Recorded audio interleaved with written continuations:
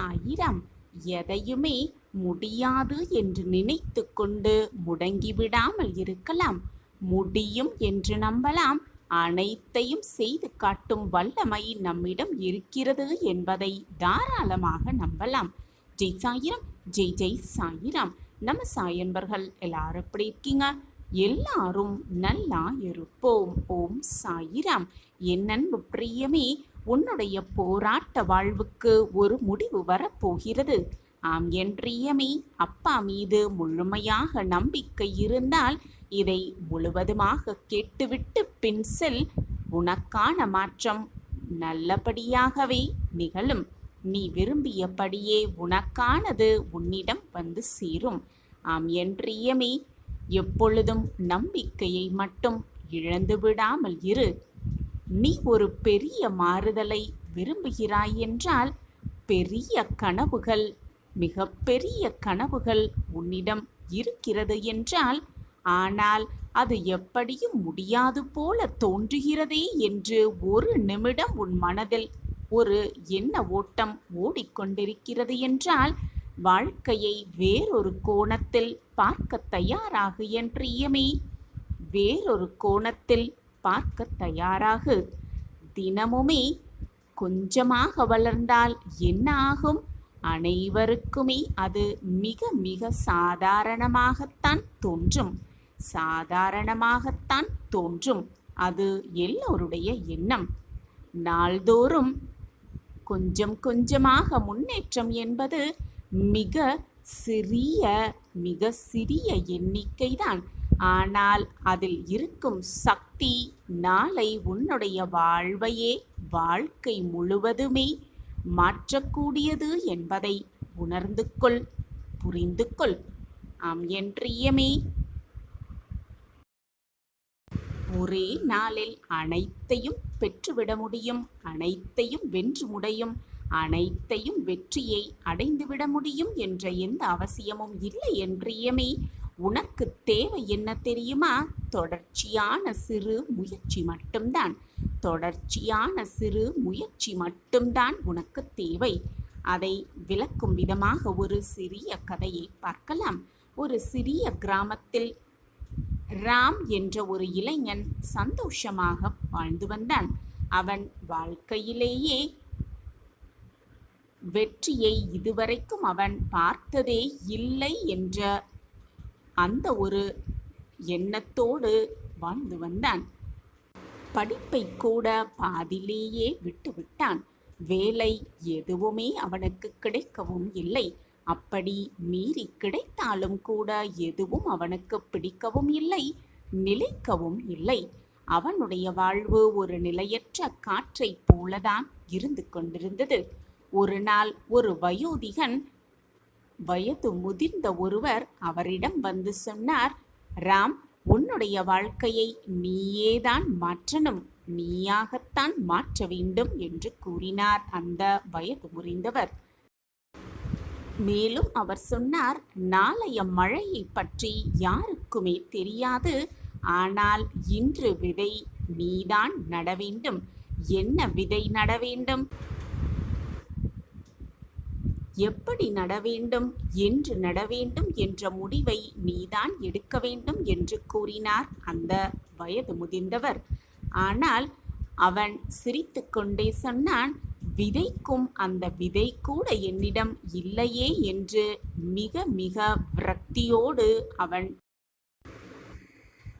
அப்பொழுது அந்த வயது முதிர்ந்த ஒருவர் ராமிடம் ஒரு சிறிய தக்காளி விதையை கொடுத்தார். இதை நாளை விதையாக எடுத்துக்கொண்டு நட்டுவிடு. மறுநாள் அந்த விதையை நட்டு சிறிது தண்ணீர் ஊற்றினான். அதே போல தினமும் காலை 5 நிமிடம் அந்த தக்காளி செடியில் தண்ணீர் ஊற்றினான். ஒரு வாரத்தில் அந்த செடியிலிருந்து ஒரு இலை துளிர்த்து வந்தது. 2 வாரத்தில் ஒரு கிளை, 3 வாரத்தில் ஒரு பூ, 4ஆம் வாரத்தில் அவன் மனதில் ஒளிந்திருந்த தன்னம்பிக்கையும் அந்த பூவோடு சேர்ந்து மலர ஆரம்பித்தது. அவன் செய்தது தினமும் ஒரே 1% முயற்சி மட்டும்தான். மாத கடைசியில் மாத இறுதியில் அவனிடம் இருந்தது. அந்த செடியிலிருந்து முதல் தக்காளி பழத்தை எடுத்து அந்த நாள் முதியவரிடம் கொண்டு சென்றான். அந்த முதியவர் அப்பொழுது சொன்னார், ராம், இது ஒரு தக்காளி இல்லை, இது உன்னுடைய வாழ்க்கையின் முதல் வெற்றி. நாளை இன்னொரு விதையை நடு. அதே போல தினமுமே விதையை நட்டுக்கொண்டே இரு. வாழ்க்கையில் உனக்கான வெற்றி நிச்சயமாக கிடைக்கும் என்று சொன்னார் அந்த முதியவர். உனக்குள் ஒளிந்து கிடக்கும் ஒரு விதையை வளர்த்தாலே போதும், நீ இன்றே விதை போட ஆரம்பி என்று சொன்னார் அந்த வயது முறிந்தவர். தயாராக தண்ணீர் ஊற்ற தயாராக இரு. உன்னுடைய வெற்றி ஒரு நாள் இல்லை, நாள்தோறும் வளர்ந்து கொண்டே இருக்கும் என்று கூறினார் அந்த வயதானவர்.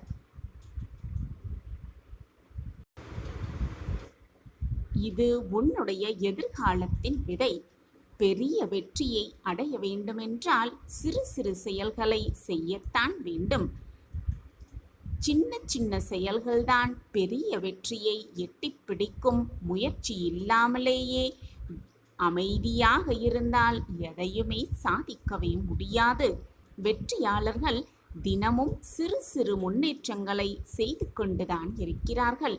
சிறு சிறு முன்னேற்றங்கள் தான் அவர்களை வெற்றியடைய செய்கிறது. தோல்வியடைந்தவர்கள் நாளை துவங்கலாம், பின்னர் பார்த்து கொள்ளலாம், தோல்வியடைந்து விடுவோமோ என்று பயந்து அனைத்தையும் தள்ளி போட்டு கொண்டே இருக்கிறார்கள்.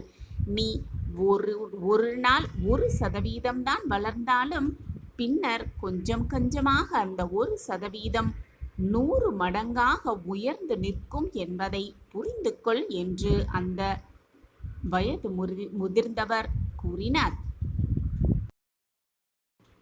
எதை செய்ய வேண்டுமானாலும் நம்பிக்கை மட்டும் போதும். அதே போல தொடர்ச்சியான சிறு நடை போதும். இன்றே ஒரு நல்ல பழக்கத்தை துவங்கு. அது நாளைய உனக்கான மிகப்பெரிய வெற்றிக்கான முடிவை இருந்த இடத்திலிருந்து உனக்கு கற்றுத்தரும். மிக சிறந்த முன்னேற்றத்திற்கான முடிவை இப்பொழுதே எடுத்துக்கொள்ள பழகிக்கொள்.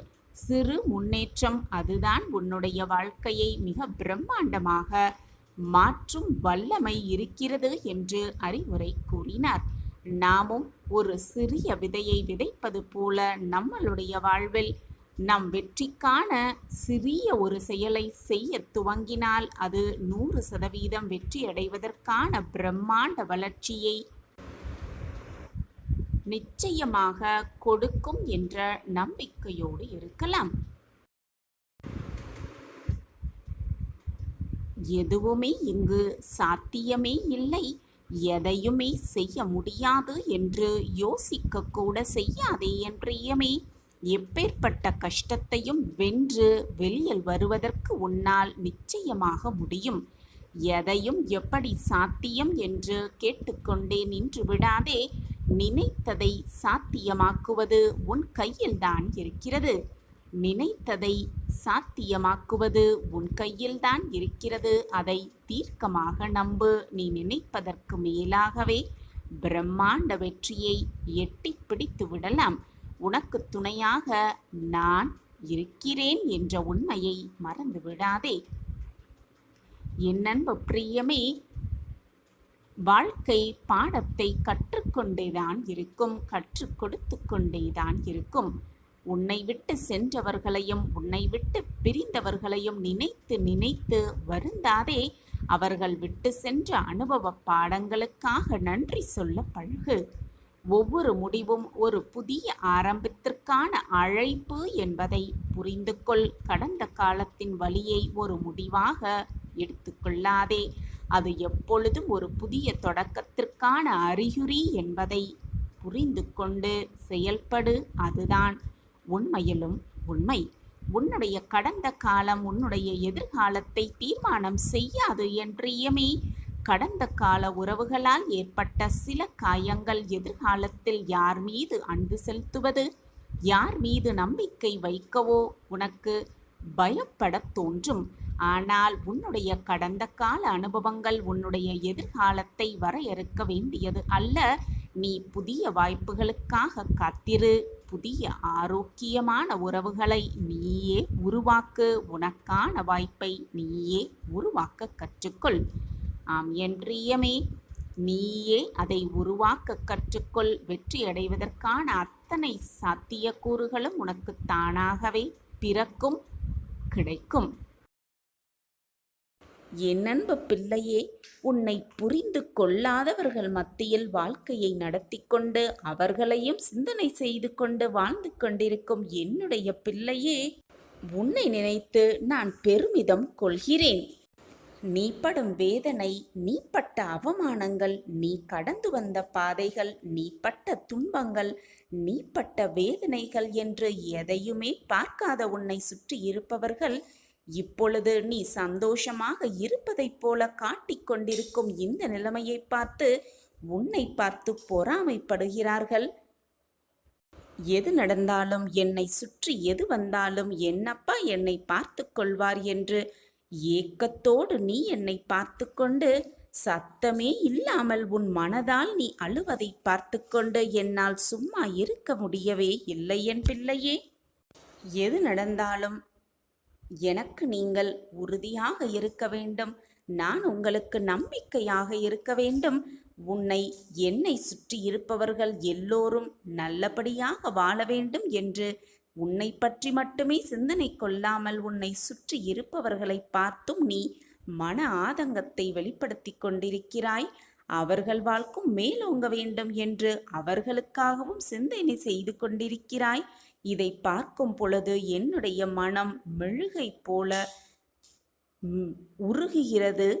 உன் மனம் படும் பாட்டை என்னால் புரிந்து கொள்ள முடிகிறது. உன்னுடைய நல்ல எண்ணத்தை என்னால் நன்றாகவே உணர்ந்து கொள்ள முடிகிறது. எதற்குமே கவலைப்படாதே என் பிள்ளையே. உன்னப்பா உனக்காக அனைத்தையும் செய்வதற்காக நான் யோசித்து யோசித்து செய்து கொண்டுதான் இருக்கிறேன். உனக்கு நல்லதை நடத்த வேண்டும், நல்லதை நிகழ்த்த வேண்டும் என்பதுதான் என்னுடைய விருப்பமும் கூட. உன் பிரச்சனைகளிலிருந்து உன்னை விடுவித்து உன்னை மகிழ்ச்சியான பாதையில் அழைத்து செல்ல வேண்டும் என்பதுதான் உன் தகப்பனின் எண்ணமும் கூட. என்னை சர்வசாதாரணமாக நினைத்து விடாதே. உன் அப்பாவை நம்பிக்கை இல்லாமல் பார்க்கவும் செய்யாதே. என் மீது முழுமையாக நம்பிக்கை வைத்திருக்கும் என் பிள்ளைக்கு நான் அற்புத வாக்கை, நல்ல வாழ்க்கையை வழங்காமல் விட்டுவிடவே மாட்டேன். வளர்ப்பிறையாய் வளர்ந்து உன் வாழ்க்கையில் நீ பிரகாசமாக நிற்கப் போகிறாய். உன் மனம் பாரமாக இருக்கும் சமயத்தில் சாயி சாயி என்று ஒரு முறை சொல்லிப்பார். உன் மனம் அமைதியாவதை நீயே கண்குளிர உணர்வாய். உனக்கான ஒன்று உன்னிடம் வந்து சேரும் நேரம் நெருங்கிவிட்டது. நான் இதை மீண்டும் மீண்டும் உனக்கு உணர்த்தி கொண்டே இருக்கிறேன். ஆனால் உன் மன குமுறல்களாலும் உன் மன வேதனைகளாலும் உன்னை இதால் உணர்ந்து கொள்ள முடியாமல் வேதனையில் தத்தளித்து தவித்து கொண்டிருக்கிறாய் என்பதும் எனக்கு நன்றாகவே புரிகிறது. அழுது புலம்பாமல், கண்ணீர் வடிக்காமல், மனதை போட்டு குழப்பிக்கொள்ளாமல் நம்பிக்கையோடு இரு. உனக்கான பிராப்தம் கண்டிப்பாக வெற்றியடைவதற்காகத்தான் இருக்கும். நீ என்னை முழுமையாக நம்பிவிட்டு பின் நடக்குமா நடக்காதா, கிடைக்குமா கிடைக்காதா என்ற எண்ணம் உன் மனதில் வரவேண்டிய அவசியம் எதற்கு என் பிள்ளையே? உன் வாழ்வில் விடிவு காலம் பிறக்கப் போகிறது. மிக பிரகாசமாகவே இருக்கப் போகிறது. உன் கர்மத்தின் தீவிரத்தை நான் குறைத்து விட்டேன். உன்னை புரிந்து கொள்ளாதவர்கள் மத்தியில் வாழ்கிறோமே என்று வேதனைப்படாதே. உன்னை புரிந்து கொள்ளாதவர்களும் உன்னை புரிந்து கொள்ளும் நேரத்தை நான் உனக்கு உருவாக்குவேன். உன்னை சுற்றி இருப்பவர்களெல்லாம் இவர்களையா நாம் ஏளனமாக பேசினோம், இவர்களையா வெறுத்து ஒதுக்கினோம் என்று வருத்தப்படும் அளவிற்கு உன் வாழ்க்கையில் முன்னேற்றத்தை நீ காண்பாய். இது சர்வ நிச்சயமாக உன் வாழ்வில் நடக்கும். இது உன் சாயப்பா உனக்காகவே செய்து கொடுக்கும் சத்திய பிரமாணம்தான். நீ பட்ட துன்பங்கள் எல்லாமே போதும். நீ கண்ணீர் சிந்தியது எல்லாமே போதும். நீ பட்ட வேதனை எல்லாம் இன்றோடு முடியப் போகிறது. உன்னை பற்றி உனக்கே தெரியாத விஷயத்தை நான் உனக்கு கூறிக்கொண்டே இருப்பேன். உன் வாழ்வில் ஒரு அதிசயத்தை நான் நிகழ்த்துவேன். இந்த சாயின் வாக்கை நம்பாமல் விட்டு விடாதே என் பிள்ளையே. என் வாக்கு என்றுமே பொய்த்ததே இல்லை. உன் கஷ்டங்கள் முடிந்தது. உன் வேண்டுதல்கள் நிறைவேறப் போகிறது. அப்பாவின் உத்தரவை ஏற்று இதை முழுவதுமாக கேட்டுவிட்ட என் பிள்ளையே, உன் வாழ்வில் அதிசயத்தை நான் நிகழ்த்துவேன். சந்தோஷமாக இரு. மங்கள நேரம் உனக்காகவே துவங்கிவிட்டது. நீ விரும்பிய விஷயத்தை செய்து நான் உனக்கு கொடுத்து கொண்டே இருப்பேன். இனி உன் வாழ்வில் பல மாற்றங்கள் ஏற்பட்டு கொண்டே இருக்கும்.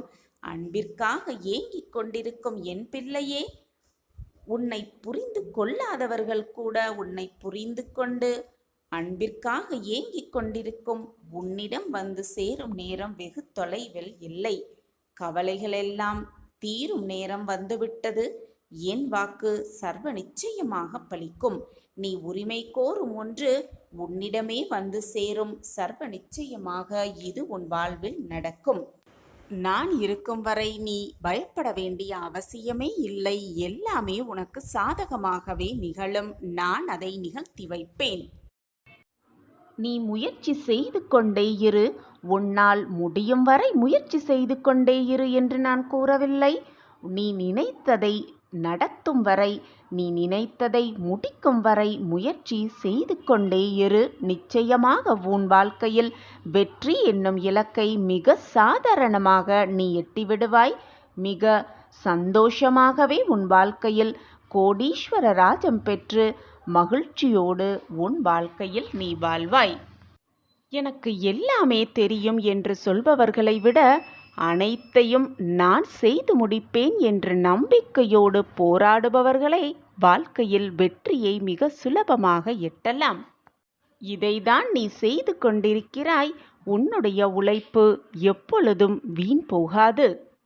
நீ எடுக்கும் எந்த ஒரு முயற்சியும் தோற்று போகவே போகாது. உனக்கு துணையாக நான் இருக்கும் பொழுது நீ எடுக்கும் முயற்சி எப்படி தோற்று போக நான் விட்டு விடுவேன்? என் மேல் முழுமையாக நம்பிக்கை வைத்திருக்கும் உனக்கு நானே உன் இல்லத்திற்கு வந்து செல்வ செழிப்பை அள்ளித்தரப் போகிறேன். கோடீஸ்வர ராஜயோகத்தை உனக்காகவே கொடுக்கப் போகிறேன். உன்னிடம் மகிழ்ச்சியான செய்தி சொல்லும் நேரம் வந்துவிட்டது.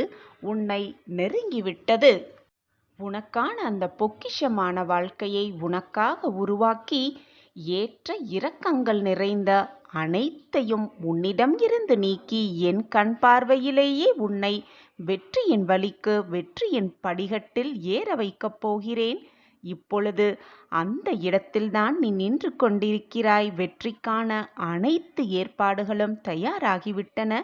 உன் வாழ்க்கையில் சகல சௌபாக்கியத்தோடு என்னுடைய பரிபூரண ஆசிர்வாதத்தை பெற்று சுகமாகவும் வளமாகவும் வாழத்தான் போகிறாய். மனதை முதலில் நிதானமாக வைத்துக்கொள். நானே அனைவருடைய ஆட்சியாளராக ஒவ்வொரு இருதயத்தையும் அமர்ந்திருக்கிறேன். ஒவ்வொரு இருதயத்திலும் நானே வீற்றிருக்கிறேன்.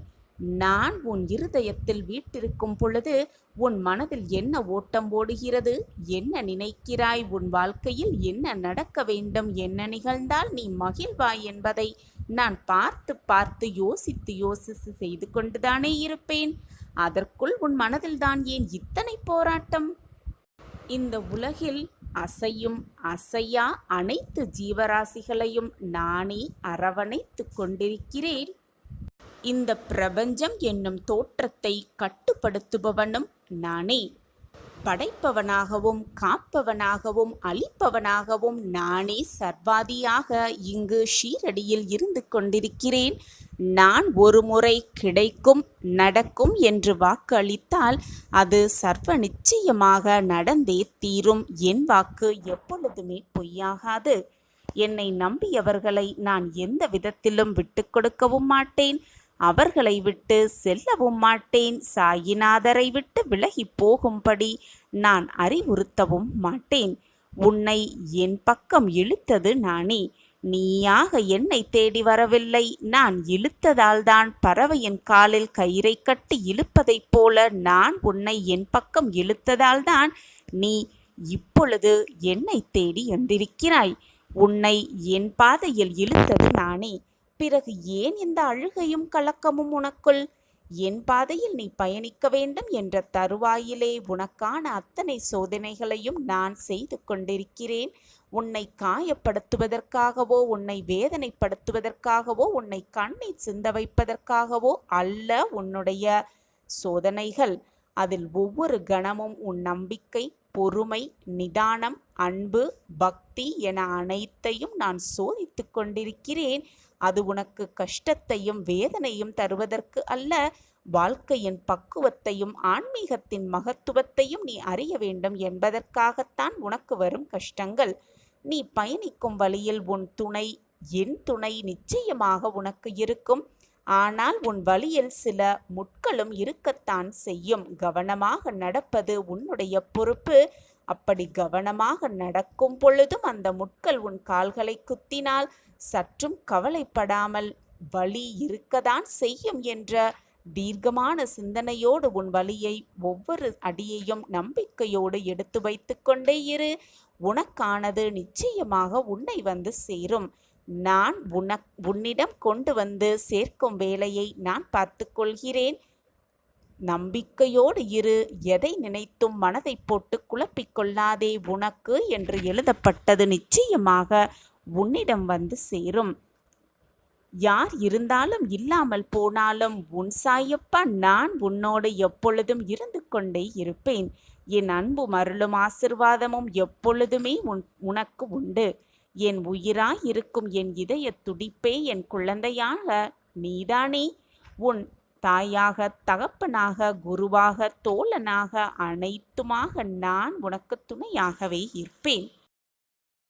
அப்பத்தோடும் என்னிடம் வந்து தினமும் கேட்கிறாய், என் கண்ணீரை துடைத்து விடுங்கள் சாயிநாதரே, என் கண்ணீருக்கு வழி காட்டுங்கள் என்று என்னிடம் வந்து உன் வேதனையை அத்தனையும் கொட்டி தீர்க்கிறாய்.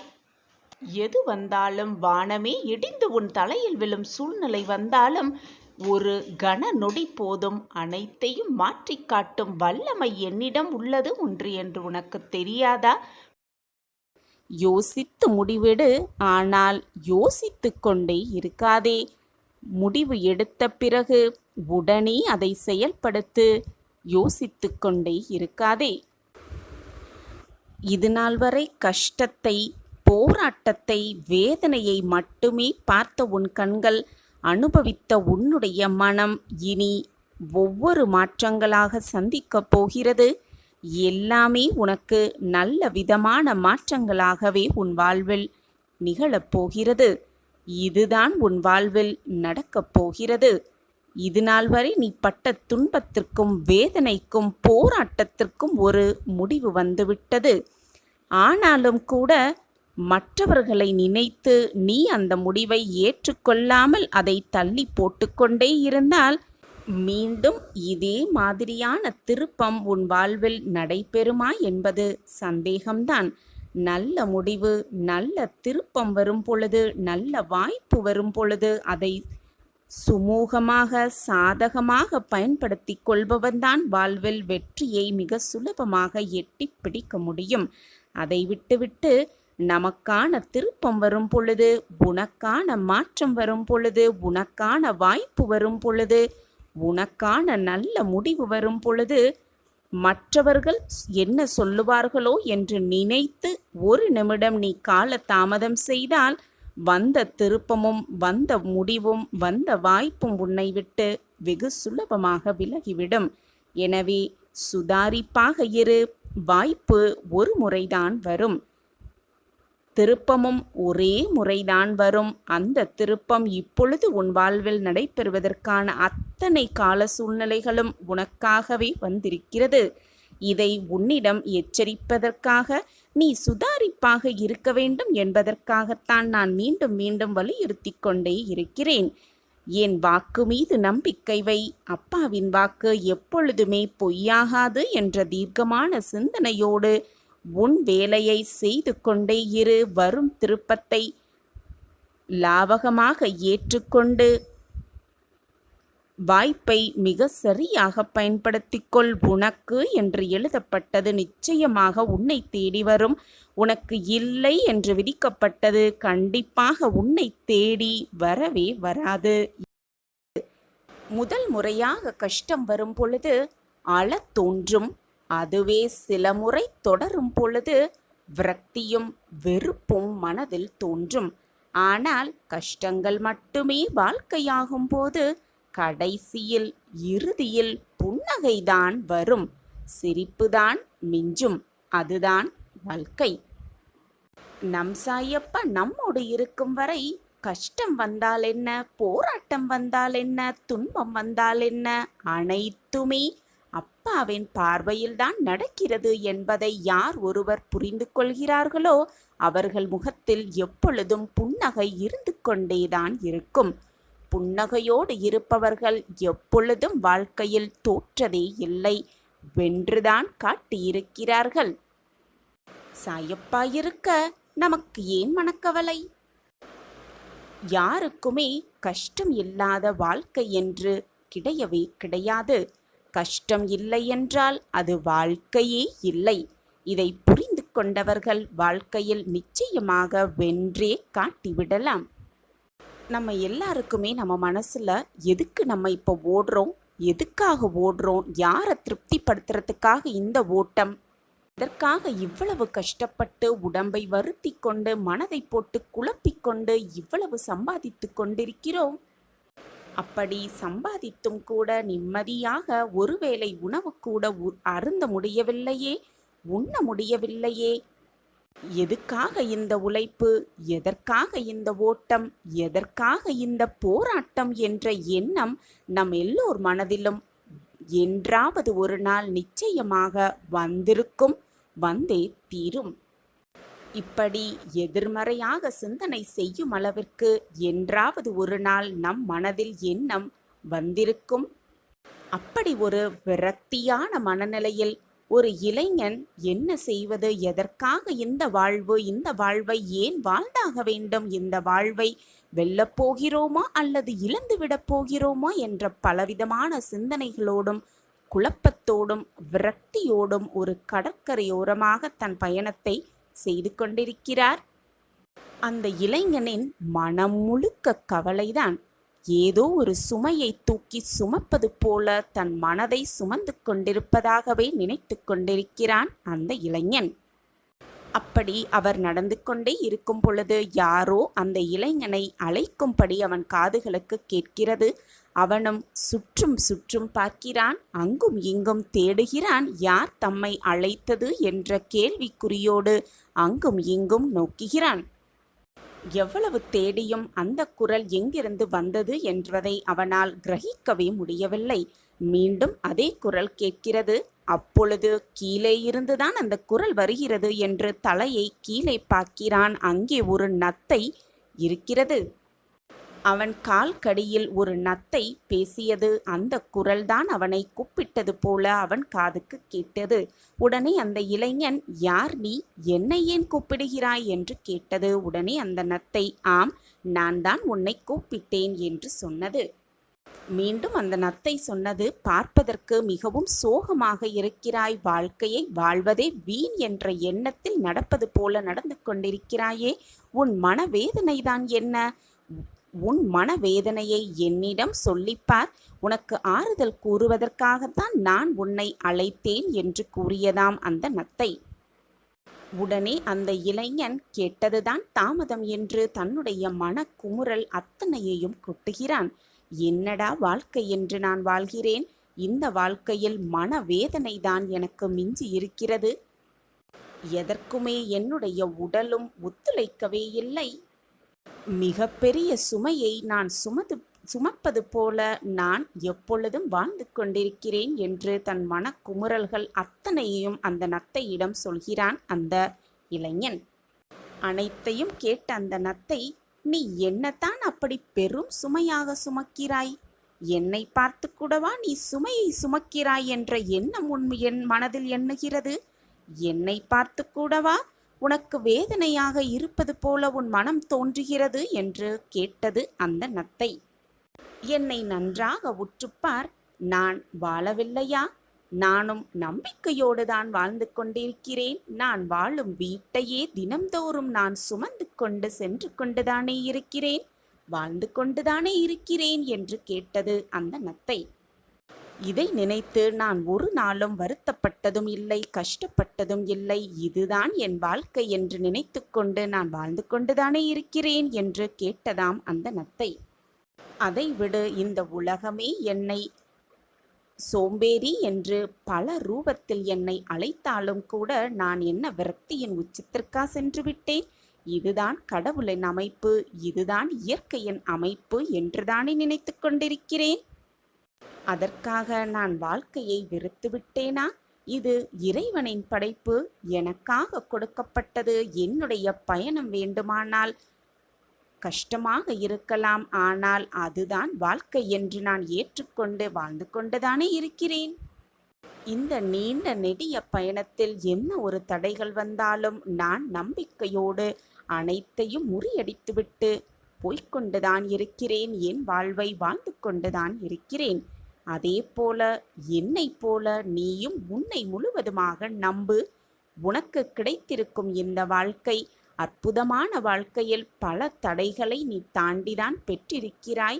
அந்த வாழ்க்கையை ஏன் வாழ வேண்டும் என்ற எண்ணம் உன் மனதில் தோன்றுவதை முதலில் நிறுத்திவிடு என்று கூறியதாம் அந்த நத்தை. உன்னை நீ முழுமையாக நம்பும் பொழுது உன் வாழ்க்கையில் எதுவுமே உனக்கு சுமையாக தோன்றாது என்று அந்த நத்தை அவனுக்கு அறிவுரை கூறியதாம்.